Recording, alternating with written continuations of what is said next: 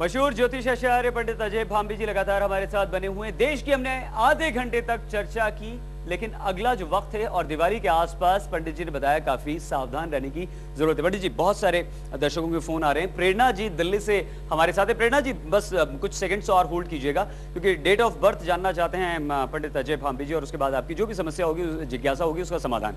Date of birth से कैसे पता चलता है सर? ये हमारा सवाल, उसके बाद दर्शकों के जवाब। डेट ऑफ बर्थ से ऐसे मालूम पड़ता है, कई विधियां हैं, कई मेथड्स हैं। जो मतलब बहुत पुख्ता है वो तो कुंडली वाला है, उससे मालूम पड़ता है। लेकिन डेट ऑफ बर्थ से भी, कि डेट आपकी तय है ना जी, तो जब आप तय हैं तो हम भी आपको तय कर सकते हैं।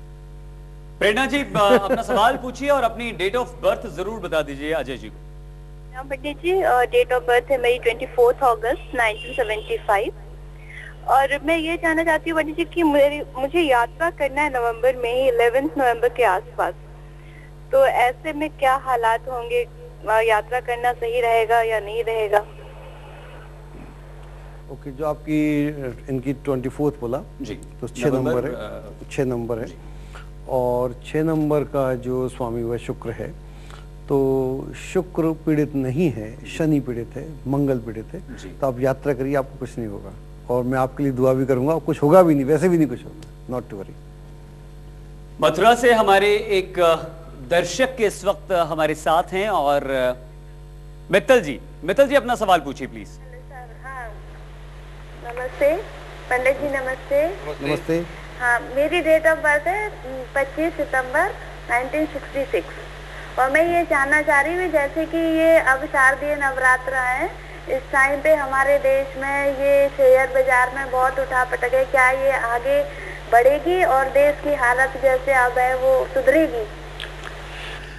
इनका सवाल जो है ना व्यक्तिगत तो कम है, देश से ज्यादा है। अच्छी बात है, हाँ, बहुत अच्छी बात है। चिंता, हाँ, देशवासियों को चिंता नहीं होगी तो किससे होगी? बिल्कुल ठीक बात है। तो जो हम इसकी बात कर रहे हैं मार्केट की जी, अभी क्या है, बुध जो है वक्री चलता है, रेट्रोग्रेड चलता है।